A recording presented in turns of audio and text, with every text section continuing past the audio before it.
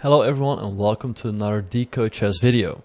I'm Grandmaster Benjamin Bok and I will take you through Game 9 of the World Chess Championship between World Champion Magnus Carlsen and Challenger Jan Nepomniachtchi.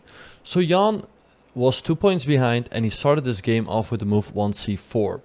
In earlier games he had been playing 1e4, but he decided that he needed something new, so that's why he played the English opening. And Magnus played e6, g3, d5, bishop g2, and here a bit of a surprising move, d4. d4 leads to more combative positions.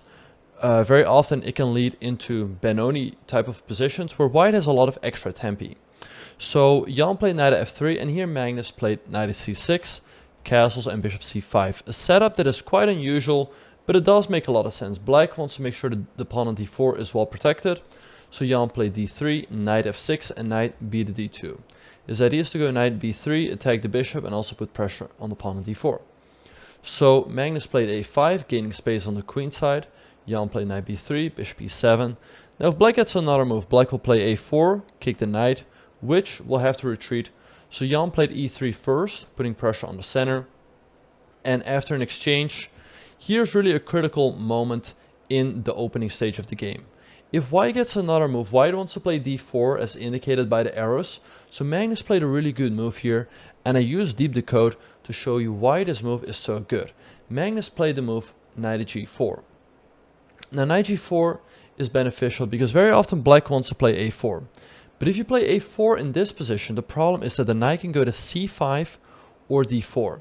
And let's figure out why. So there's this option how to find the best move. Black wants to win a pawn. If a4, white goes back, black takes the pawn on d3, which is no longer defended by the queen because the knight is blocking it. But then let's figure out the problem. So the problem is that after a4, white can go knight b to d4. And after takes, white has a slight advantage. In addition, white can also play knight to c5 with a small advantage for white because the pawn on a4 is under attack. So then how do we solve this problem? We can play knight g4 before a4. Because if after a4 in the future, right, like let's say white makes a random move, then after a4 the knight cannot go to c5, as we see here. White cannot go knight to c5, because then after knight takes c3, the defender of the knight is removed, so this knight will just be captured by the bishop. So knight g4 is a very good move from Magnus. Now after knight g4, Jan played bishop to c5, Magnus castled, and played d4, gaining space in the center, and Magnus played a4. a4 is a good move because it threatens the knight on b3. It rules out white playing a4, and guards the square on b3 as well. So after a4, Jan traded on e7 and then put his knight on the c5 square. So the knight on c5 is attacking the pawn on a4. Magnus played a3. Jan took that pawn and Magnus played rook to d8. Rook to d8 to me looked like a very good move, hitting the pawn on d4, but DecodeChess figured out that there was even a better move. The best move here was actually rook takes a3. Now let's figure out why rook takes a3 is the best move. Now after rook takes a3, the knight on f3 can always come under an attack, and it escapes the threat of the white bishop. Now this might look a bit deep, right? Like how can this rook ever come under attack of this bishop? Because there's 1, 2, 3 pieces in the way. But let's have a look. So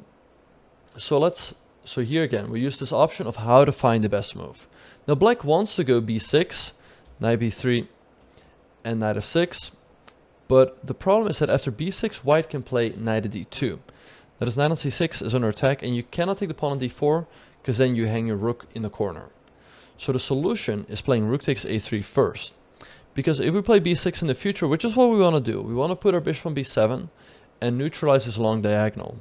Now knight d2 doesn't work because we can take, and there is no bishop, there's no rook here to be taken. So rook takes a3 would have been an even better move, but rook d8 was a good move by Magnus as well.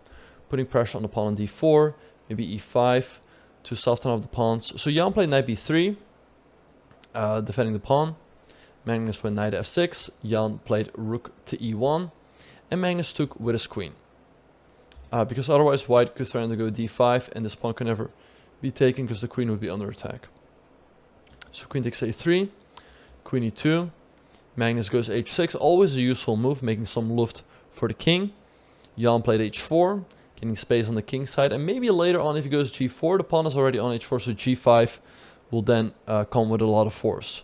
So Magnus plays bishop d7, an excellent move. It supports the knight on c6, and he wants to go bishop e8 to make way for the rook. Jan goes knight e5, bishop e8, and Jan played queen e3, protecting the pawn on d4. And here Magnus made another excellent move. He played queen to b4. His idea is to go rook to a3 and put pressure on the knight, and they would also put pressure on the pawn on d4.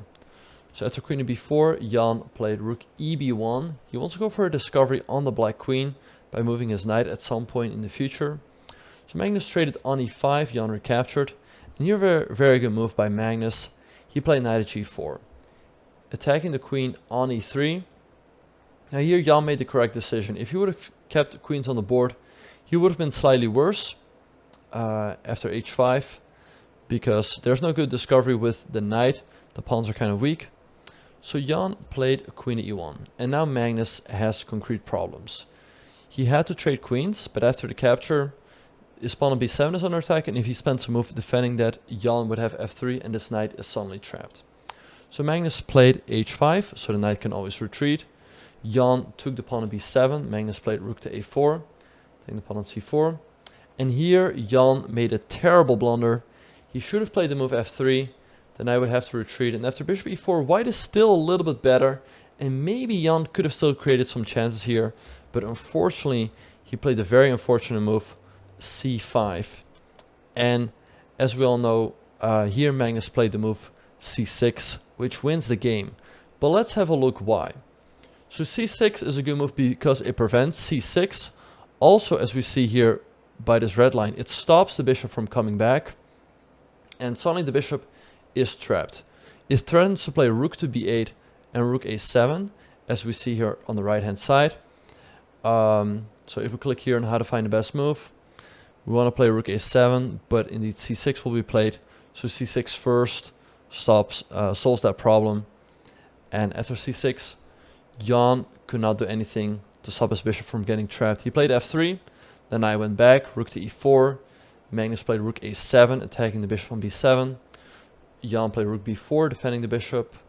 But after rook b8, this bishop is just gonna disappear. Jan played a4, rook a takes b7, rook b6, takes. He gets a strong passer here on the a file, but it's clearly not worth a full piece. Knight f5 was played by Magnus, a5, rook to b8, and a6. But here Magnus even takes another pawn. He took on g3. Knight a4 was played by Jan. And here it starts to look like things are getting a little bit tricky, because if Jan can play a7 and knight b6, Magnus would have to give up material. But he goes c5, a7, rook d8, and after knight takes c5, rook a8. This pawn is not going anywhere. Black is completely winning. The knight is coming back to f5. The pawn on h4 is likely going to drop off. The bishop can always come back to c6 to make sure the pawn doesn't promote. He can bring his king over. And so Jan threw in the title. A very unfortunate game for Jan. He played very well throughout, but this one slip c5 cost him the game.